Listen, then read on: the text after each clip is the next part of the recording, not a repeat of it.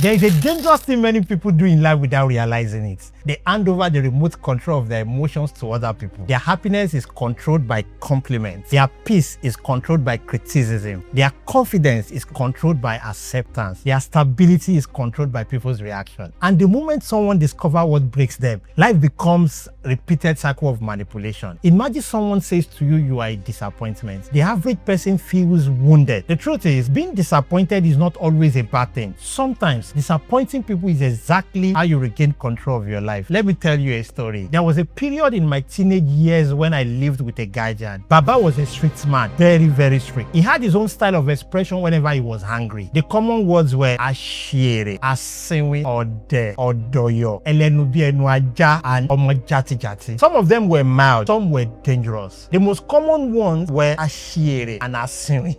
You could hear them almost every day in the house. If Baba called you once from outside and you answered softly and he did not hear you, by the second call, your new name becomes Ashiere. When I first entered that house at around 14 years old, those words used to destroy me. I would leave Baba's front, enter the kitchen quietly, sit down and cry, deep cry, the kind of cry teenagers do when they are trying to hide pain from others. Meanwhile, there was another boy in the house, Samuel, the house boy. Baba insulted him with the same words every day. But Samuel would just continue life normally. Sometimes he would even laugh at the way I took the insult seriously. But after a few months, something changed. The words stopped hurting me. Not because Baba stopped saying them. He said them regularly. But my mind changed interpretation. I started seeing it as mere words, his style of expression. I told myself, Wale, you are not mad. This is just his way of talking. Then one afternoon, Baba called me Ashiere. This time, instead of pain, I almost laughed. In fact, I was struggling to hold my smile inside. Unfortunately for me, Baba noticed, Wala de. That was a real problem. He became so furious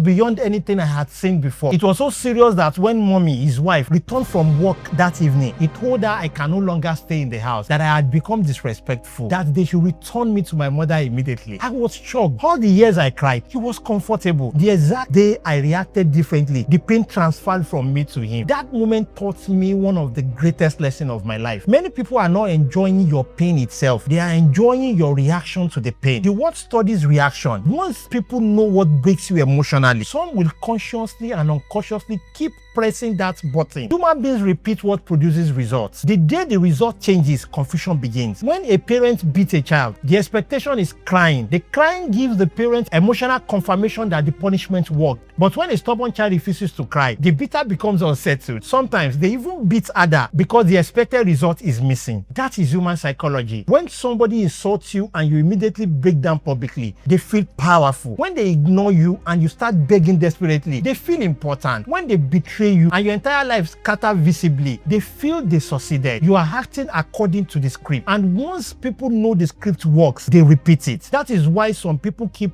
returning to emotional abuse. Some partners know exactly how to manipulate their spouse because they already studied the reaction pattern. They know silence makes you panic. They know rejection makes you cry. They know withdrawal of affection destabilizes you. They know certain words ruin your entire week. The day your reaction changes, the game changes. I always laugh whenever I remember my younger sister Tinola. There is one thing she cannot withstand: tickling. The local Yoruba people call it jacking. If you touch her hand feet for 5 seconds, she will scream like a person who say masquerade for midnight. Because she reacts so dramatically, disturbing her becomes enjoyable for me. Till today, if she's around, I can still tickle her quickly and run away laughing while she shouts from a distance. Compare that to another friend I once tried the same thing with. Nothing happened. No reaction, no screaming, no shaking. She just looked at me normally. I lost interest immediately. Why? Because human being naturally stops investing energy where they are not getting expected emotional results. In secondary school, the nickname you hated most was usually the one that follows you throughout your secondary school days life. Once your classmates saw anger on your face, they repeat it daily because the reaction was entertaining. But the people who simply laugh or answer calmly often escape the nickname faster. People continue what works. Now, bring this back to your own life. Some of you are emotionally accessible to everybody. Too accessible. Every disappointment is visible on your face. Every Every heartbreak is announced online. Every frustration becomes public performance. Every betrayal becomes motivational quote on your WhatsApp status. You are exposing your weak spots to people who are studying how to control you. A man tells you he no longer wants you in a relationship, and suddenly your life stops. You stop eating, you start posting indirect messages. All men are wicked. Men are scum. I gave him my all. Never trust anybody. Meanwhile, the man is relaxed because your reaction confirms that the pain landed successfully. Silence unsettles people more than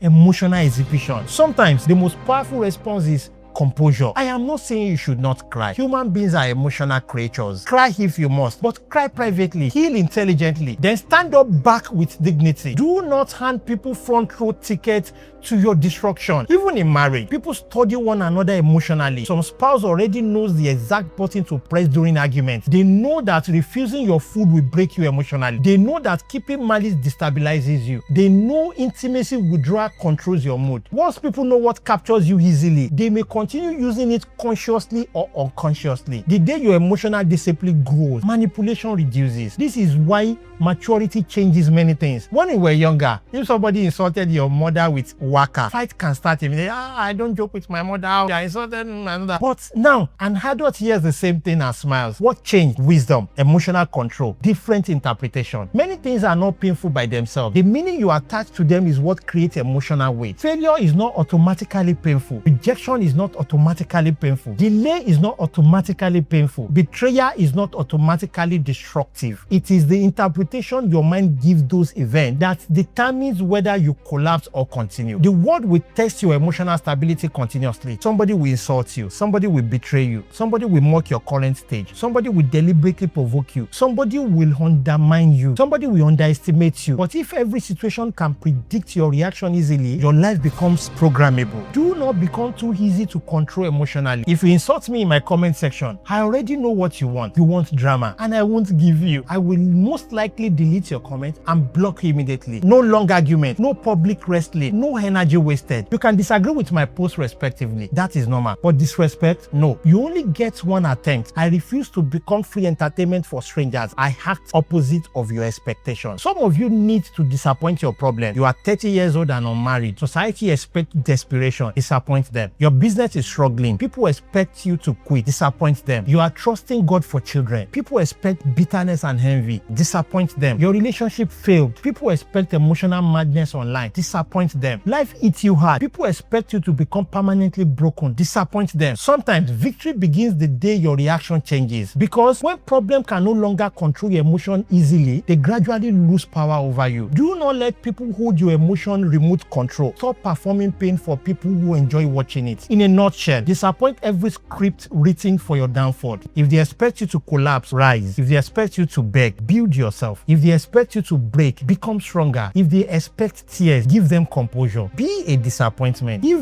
this content did not disappoint you, please share so that other people can see. My name is Beta Wale. Ẹ máa rántí wípé bá òkú, iṣẹ́ ò tán. See you on the next video.